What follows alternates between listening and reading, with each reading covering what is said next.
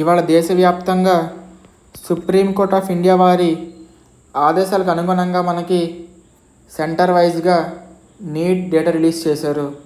ఆ సెంటర్లో ఎంతమంది విద్యార్థులు ఒకే మార్కులు వచ్చినాయి. సో ఇవన్నీ కూడా తెలుసుకోవడం కోసం మనకి సుప్రీంకోర్ట్ ఆఫ్ ఇండియా వాళ్ళు ఇటువంటి డేటా రిలీజ్ చేయమని చెప్పి తెలియపరిచారు. ఈ నేపథ్యంలో మనకి ముఖ్యంగా ఏపీకి సంబంధించి, తెలంగాణ గురించి తర్వాత మాట్లాడదాం. ఏపీకి సంబంధించి మనకి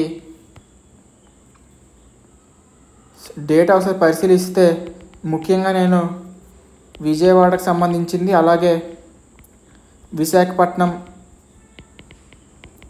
సంబంధించిన డేటా అయితే చూశాను. సో ఎందుకనంటే మనకి ముఖ్యంగా రాయలసీమకు చెందిన వాళ్ళు ఎక్కువ మంది, అంటే 50% మెంబర్స్ అయినా, అలాగే ఈ దక్షిణాంధ్ర ఇట్లా వీళ్ళందరూ కూడా ఎక్కువ మంది వచ్చి విజయవాడ సెగ్రిగేట్ అయ్యి విజయవాడలో చదువుతూ ఉంటారు. ఇంటర్మీడియట్ అనేది విజయవాడలో కంప్లీట్ చేస్తారు. అలాగే ఎక్కువ ఉత్తరాంధ్రకు సంబంధించిన వాళ్ళందరూ కూడా ఎక్కువ మంది విశాఖపట్నంలో చదువుతారు ఇంటర్మీడియట్కి సంబంధించి. అలాగే లాంగ్ టర్మ్స్ ఇవన్నీ కూడా ఎక్కువ మంది ఇట్లా చేస్తూ ఉంటారు. అలాగే కొంతమంది ఏపీకి సంబంధించిన వాళ్ళు హైదరాబాద్లో చదువుతూ ఉంటారు. హైదరాబాద్లో ఇక్కడ ఎగ్జామ్ రాస్తూ ఉంటారు. అలాగే కొంతమంది కోటలో చదువుతూ ఉంటారు. ఇంకొంతమంది చెన్నై, బెంగళూరు ఇట్లాగా డిఫరెంట్ స్టేట్స్ చదువుతూ ఉంటారు, డిఫరెంట్ సిటీస్ చదువుతూ ఉంటారు. సో ఈ నేపథ్యంలో ఈ లిస్ట్ చూసిన వెంటనే మనం కట్ ఆఫ్ ఎట్లా ఉంటుంది అట్లా ఉంటుందని చెప్పి ఎవరు కూడా ఒక క్లియర్ డిమార్కేషన్కి రాలేరు. అసలు స్టేట్ ర్యాంక్స్ రిలీజ్ అయిన తర్వాతే అంత క్లారిటీగా ఎవరు చెప్పలేరు కట్ ఆఫ్. అంటే ఒక ఎస్టిమేషన్ చెప్తారు cut off state ranks release అయిన తర్వాత. సో ఇప్పుడు జస్ట్ సెంటర్ రిజల్ట్స్ వచ్చిన తర్వాత సో కట్ ఆఫ్స్ ఎట్లా ఉంటాయి ఏంటని చెప్పి ఎవరు చెప్పలేరు. అది చెప్తే అంతా కూడా ఒక రాంగ్ ఎస్టిమేషన్ అవుతుంది. డెఫినెట్గా ఇవన్నీ కూడా తెలిసిన తర్వాత ఒక క్లారిటీ వస్తే అప్పుడు ఒక అవకాశం ఉంటుంది. ఇప్పుడు స్టేట్ ర్యాంక్ రిలీజ్ అయిన తర్వాత కూడా మనకి స్టేట్ ర్యాంక్స్లో ఏపీ విద్యార్థులు కొంతమంది తెలంగాణలో చదువుతారు, కొంతమంది కర్ణాటకలో చదువుతారు, కొంతమంది తమిళనాడులో చదువుతారు. సో ఇక్కడ చదివిన వాళ్ళు ఇక్కడ ఎగ్జామ్ రాస్తారు అనుకోండి, అవి ఏపీ స్టేటస్లో మార్కులు రావాలి. అవి తర్వాత కౌన్సిలింగ్ వెళ్ళేటప్పుడు వస్తూ ఉంటాయి. అవన్నీ తర్వాత రివైజ్డ్ డాట్లో వస్తూ ఉంటాయి. అదేవిధంగా మనకి కొంతమంది తెలంగాణ విద్యార్థులు ఏపీలో చదువుతూ ఉంటారు, కొంతమంది కర్ణాటక వాళ్ళు ఏపీలో చదువుతారు, కొంతమంది తమిళనాడు వాళ్ళు ఏపీలో చదువుతూ ఉంటారు. సో వీళ్ళందరూ కూడా ఏపీలో వచ్చేస్తాయి. వీళ్ళందరూ కూడా తర్వాత రివైజ్డ్ లిస్ట్లో ఆ స్టేట్స్కి వెళ్ళిపోతూ ఉంటాయి. అప్పుడు మనకి ఒక క్లారిటీ వస్తూ ఉంటుంది. ముఖ్యంగా వీళ్ళు ఎక్కువ మంది ఉంటారు, ఏపీ వాళ్ళు ఎక్కువ మంది, తెలంగాణ, తమిళనాడు, కర్ణాటకలో ఎక్కువ మంది చదువుతూ ఉంటారు. సో ముఖ్యంగా వీళ్ళు ఎక్కువ మంది ఉంటారు. అదేవిధంగా మనకి మళ్ళీ ఏపీలో ఏయుఎస్వియు ఉంటుంది. ఏయుఎస్వి అనేది మనకి మెరిట్ లిస్ట్లో ఒక అవగాహన వచ్చేస్తుంది. మెరిట్ లిస్ట్ వచ్చిన తర్వాత ఒక అవగాహన వస్తుంది ఏయుఎస్వి అనేది. కానీ ఇదంత అవగాహన మనకి రాదు. ఎందుకనంటే వేరే స్టేట్స్ మెరిట్ లిస్ట్లో రిలీజ్ అవుతూ ఉంటాయి వీళ్ళ పేర్లు, మన స్టేట్ మెరిట్ లిస్ట్లో ఉండవు వీళ్ళ పేర్లు. సో మన స్టేట్ మెరిట్ లిస్ట్లో వీళ్ళ పేర్లు ఉండవు, వీళ్ళ పేర్లు ఉంటాయి. సో ఇవన్నీ కూడా అటు ఇటు సెగ్రిగేట్ అయిపోతూ ఉంటాయి. కౌన్సిలింగ్ ప్రాసెస్ స్టార్ట్ అయ్యే లోపు ఇవన్నీ సెగ్రిగేట్ అయిపోతూ ఉంటాయి. ఇదంతా వచ్చిన తర్వాతనే మనకు కొద్దిగా క్లారిటీ వస్తుంది. ఇప్పుడు ఈ సెంటర్ వైజ్ డీటెయిల్స్ వచ్చిన తర్వాత కట్ ఆఫ్స్ ఏ విధంగా ఉంటాయి, ఎట్లా ఉంటాయి అని చెప్పి అడిగితే అది చెప్పలేము. సో ఇప్పుడు నేనైతే ఇవాళ విజయవాడ ఒకటి, విశాఖపట్నం ఒకటి, ఈ సిటీస్కి సంబంధించింది కొద్దిగా డేటా చూశాను. ఎందుకనంటే ఎక్కువ మంది ఎస్వియు వాళ్ళు, అంటే ఎస్వియు అలాగే దక్షిణాంధ్ర వీళ్ళందరూ, రాయలసీమ, నెల్లూరు ఇటువంటి వాళ్ళందరూ కూడా ఎక్కువ మంది ఇక్కడికి వచ్చి విజయవాడలో చదువుతూ ఉంటారు. 50% మెంబర్స్ దాకా, నియర్లీ 40-50 మెంబర్స్ దాకా. అలాగే ఎక్కువ మంది ఉత్తరాంధ్ర వాళ్ళందరూ ఎక్కువ మంది వచ్చి విశాఖపట్నంలో చదువుతూ ఉంటారు. ఈ నేపథ్యంలో మనకి ఉత్తరాంధ్ర, సో ఇట్లాగా విశాఖపట్నం, విజయవాడ కంపేర్ చేసుకుంటే ఒక రఫ్ ఎస్టిమేషన్ వస్తుంది. అంటే వీళ్ళు ఇక్కడ చదివి ఇక్కడే పరీక్ష రాస్తారు అనుకుంటున్నాం అంతే. సో వీళ్ళు చాలామంది కూడా వాళ్ళ చోట్ల రాస్తూ ఉంటారు పరీక్షలు.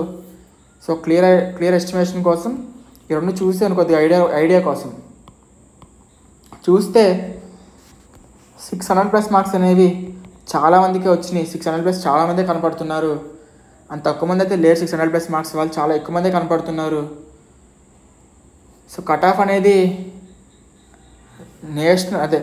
ఈ ర్యాంకింగ్ అనేది ఆల్ ఇండియా లెవెల్ ఎట్లా ఉందో మనకి ఏపీలో కూడా అట్లా ఉండే అవకాశం ఎక్కువ కనపడుతుంది. ఇప్పుడు ఆల్ ఇండియా లెవెల్లో మనకి 600+ మార్క్స్ చాలామందికి కనపడుతున్నాయి, 650 చాలామందికి కనపడుతుంది, 650+ మార్క్స్, 700+ మార్క్స్ కూడా చాలామందికి కనపడుతున్నాయి.